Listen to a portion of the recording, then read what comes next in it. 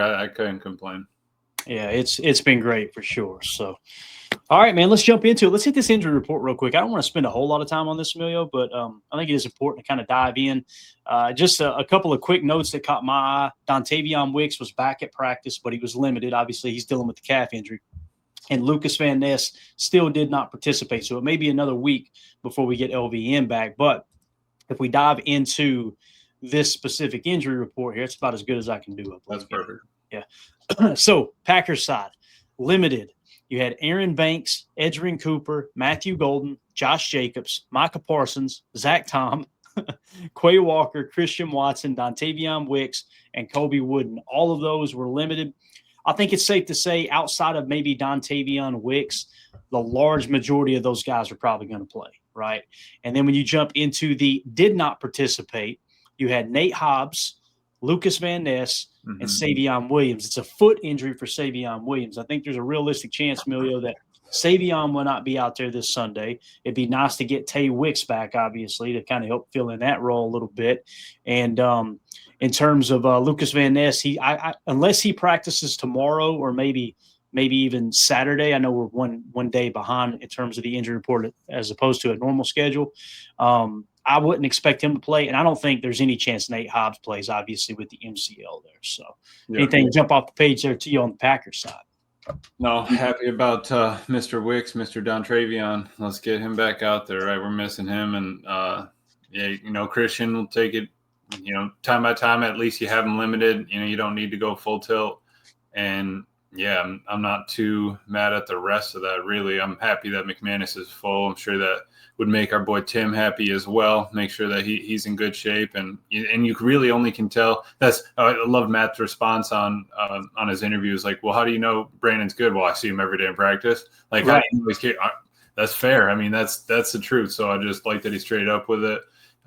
Still tough about LVN. Maybe we miss him a little bit more on this front than we had previously thought. When you're going into think about Carolina and stuff like that, and it's besides that, not too bad. Yeah, and that's the same exact way I seen Brandon McManus as well. This idea that us as fans, and this includes us, that me and Emilio here talking, that we somehow think we know what's best for the kicker position. Matt's watching them kick all week long, as well as Haversick. For all we know, behind closed doors, Haversick may be shanking every other kick. Right. You don't truly know, right? But with that being said, that's why when he missed that kick last week, he being Brandon McManus, he pulled it. And I think he was kind of in his head. He's trying to, you're coming back from that injury and you're trying to get back into the swing of things. You got a little bit of wind. Obviously, it was gusting 20, 25 mile an hour all day long. That's a lot to think about, So I think they'll stick with Brandon McManus this week. And listen, if his struggles continue, and let's say Haversick is looking good behind the scenes, you can just go straight to Haversick, keep McManus as a backup plan, see if Haversick gets hot over McManus, do the same thing you're doing right here, and, no harm, no foul, right? And after this year, you can actually get out of McManus's contract if you want to next year with minimal cap. I think you'll free up roughly $1.6 million, I think it is, right, in space next year if you decide to move on. Not that they should. Again, I'm amazed, Emilio, how people went from McManus's – last year he was outside of a guy who only kicked 2 field goals, I believe. He had the highest field goal percentage in the entire league. Right. Suffers a quad injury, struggling to get back into the swing of things. All of a sudden people are ready to kick him to the curb. I can't get on board with that, man. Yeah, and especially after the kicker woes we went through. I mean, so yeah, he Haversick's 10-0 or 9 for 9 on kicks. And yeah, what if you put him out there and he misses 2? Then what's everyone going to say? You can't sit there and dress 2 if you're only able to dress 48 a game. You kind of have to make that decision pregame. You really need those jerseys. So I just let the man kick. That's why we brought him in. That's why we paid for him. I think he's got more clutch scenarios too, more time crunch, ice in his veins type stuff. Yeah, Haversick hit the Packers history longest, but I mean, does that really matter at this moment? Because Brandon McManus could hit it a 62-yarder at the end of this year. Yeah, maybe that 58 one came up short, but he had the straightness, and he was still coming back from the quad. So I'm not mad at it, and I think we just got to let him go.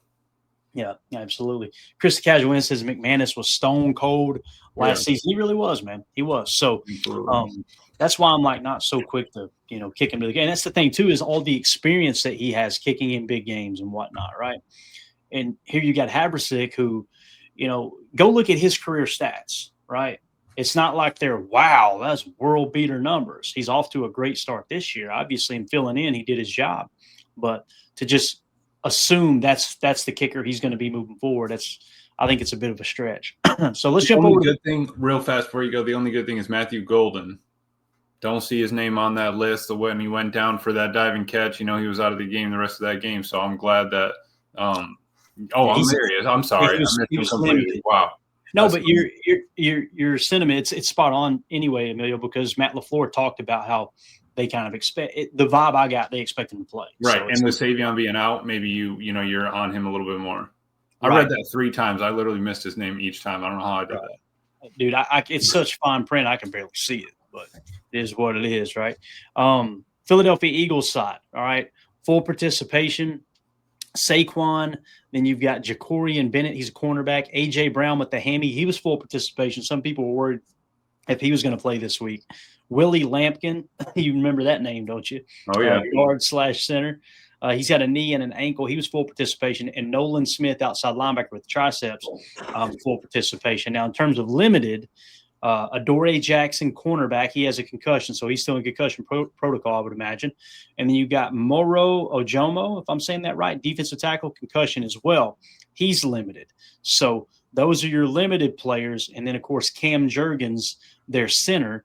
I'm imagining that's a starting center. Wasn't that the center that they drafted? I think they said Jason Kelsey helped them handpick him in the draft. Right. And then they put him at right guard or left guard or whatever and then trained him up. Yeah, so he's got a knee. He did not participate. That might be a bit of an issue for them if he can't go there. Yes.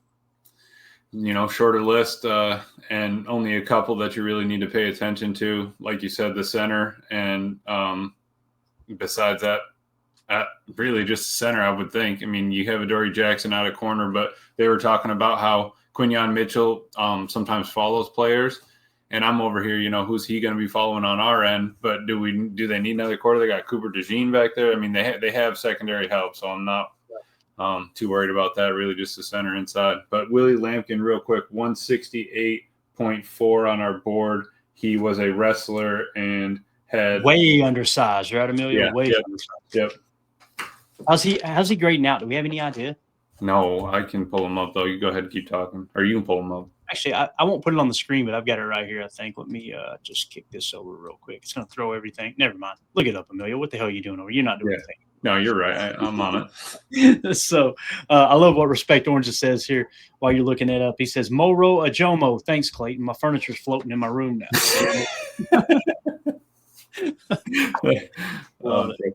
Oh, man.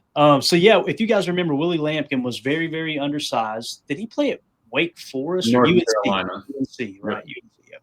UNC, yeah. So he was undersized. Yeah, Lampkin was about 275 pounds. But if I remember correctly, Emory Hunt had him as the best center in the draft. And everybody's like, what is he smoking, right? Yep.